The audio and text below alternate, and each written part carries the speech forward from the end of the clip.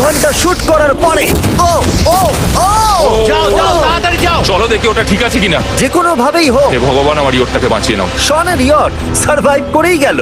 একটা ছোট্ট গর্ত হয়েছে আর একটা রেলিং এ লেগেছে। আরে ভাই, আমি ভাবতেই পারছি না একটা ক্যানন বলে এখানে লেগেছে, কিন্তু শুধুমাত্র এইটুকুই ড্যামেজ হয়নি। ও, শনের নতুন ইয়টের বাথরুমটা পুরোপুরি ধ্বংস হয়ে গেছে।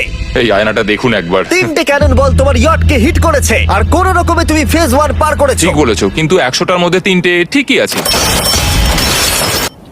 না, আমি চাই ফেজ 2 কে তুমি আরো বেশি সিরিয়াসলি নাও। আচ্ছা। আর যদি তুমি ভাবো সিরিয়াস হওয়ার কিছুই নেই, তাহলে আমি তোমাকে দেখাচ্ছি। বোমগুলো নিয়ে এসো।